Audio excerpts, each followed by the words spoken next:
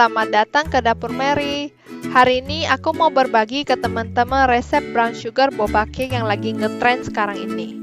Yuk, mari kita mulai. Dalam mangkok kosong, masukin minyak jagung. Teman-teman juga bisa substitute dengan minyak sayur. Minyak sayur bisa membuat kue lebih moist. Kemudian campurin susu ke dalamnya. Mix susu dan minyak sampai dengan rata. Aku memakai whisk balloon saja. Aduk sampai minyak dan susu menjadi satu. Setelah itu, masukin kuning telur ke dalamnya. Kuning telur membuat kue lebih lembab dan rasanya lebih enak. Sesudah itu, masukin sedikit vanilla extract. Vanilla extract ini sebenarnya optional ya teman-teman. Ini cuma membuat kuenya lebih harum. Kemudian mix sampai semuanya tercampur rata. Masukin tepung kue. Tepung kue membuat kue lebih lembut dibanding tepung terigu. Terus tepung maizena. Menghaluskan protein kasar di dalam tepung sehingga membuat kuenya lebih lembut. Baking powder membantu menambahkan keringanan dan halus pada kue. Sedangkan garam bisa meningkatkan rasa dan memberi keseimbangan manis dalam kue. Ayak tepungnya ke dalam adonan kuningnya supaya teksturnya lebih halus dan tidak banyak gumpalan dari tepung kue. Terus aduk rata dengan whisk balloon secara perlahan-lahan sampai semua bahan keringnya tercampur rata dengan adonan kuning telurnya. Kemudian sisihkan dulu. Dalam mangkok kosong, masukin putih telur. Pastikan mangkoknya benar-benar bersih tanpa air dan minyak. Kocok dengan mixer sampai sedikit mengembang dan telur putihnya sudah mulai berwarna putih. Dan kemudian masukin gula pasir secara perlahan-lahan ke dalamnya. Gula pasir bisa berinteraksi dengan protein putih untuk membantu menstabilkan kocokan putih telurnya, sehingga bisa mengembang dengan sempurna. Dan jangan lupa cream of tartar. Cream of tartar bisa membantu kocokan putih telurnya mencapai full volume dan stiffness. Kocok putih telurnya sampai stiff peak dan berkilat.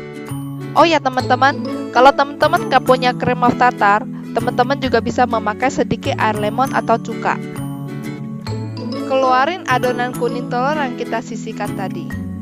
Masukin 1/3 adonan putih telur ke dalam kuning telur dan aduk balik dengan balon whisk.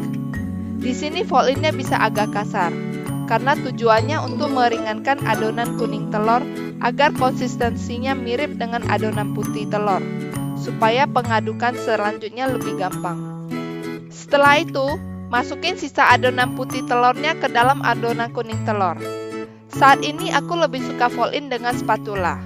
Fold-in dengan berhati-hati supaya tidak mengempeskan putih telurnya.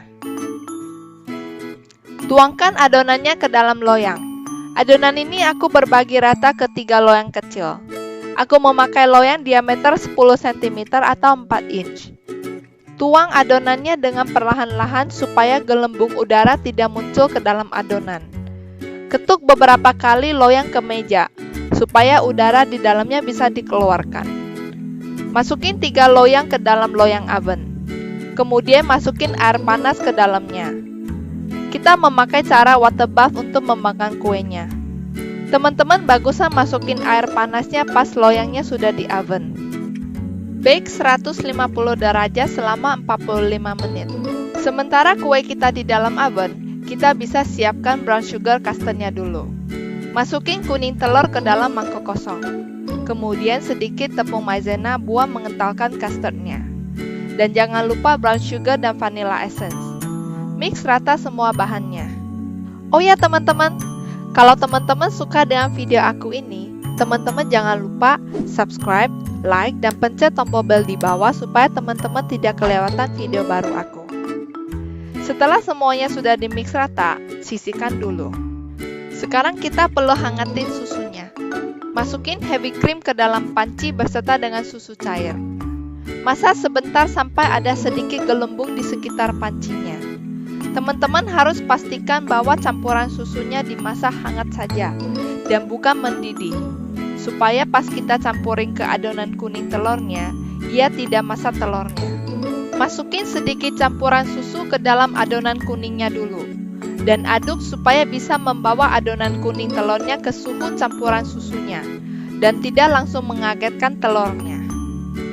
Aduk campuran susunya dengan adonan kuningnya sampai semua bahannya tercampur rata. Sesudah itu, masukin sisa campuran susunya ke dalam adonan telurnya, dan aduk lagi sampai semuanya tercampur rata. Dengan cara ini, kita nggak perlu khawatir kalau telur kuningnya bisa coldle atau menjadi scramble pas kita masak. Masukin balik campuran tersebut kembali ke dalam panci dan masak dengan api yang kecil. Aduk terus custardnya dan masak sehingga custardnya menjadi kental seperti tekstur susu kental manis. Teman-teman ingat, jangan masak terlalu lama. Setelah menjadi kental, masukin custardnya ke dalam tempat yang bersih.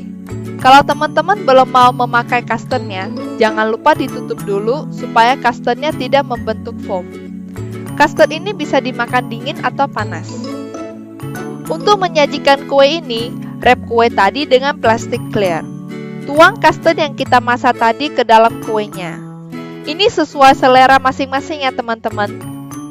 Teman-teman gak perlu khawatir, soalnya resep custard ini gak gitu manis. Last but not least, masukin bobapple-nya. Teman-teman bisa pencet banner di atas mangkok bobapple di samping buat nonton video aku tentang cara membuat bobapple-nya. Atau pencet link di bawah deskripsi. Aku memakai lumayan banyak bobapple-nya. Aku berharap teman-teman suka dengan video aku ini. Teman-teman bisa komen di bawah video apa lagi yang teman-teman pengen aku buat di next video. Thank you for watching guys. Bye.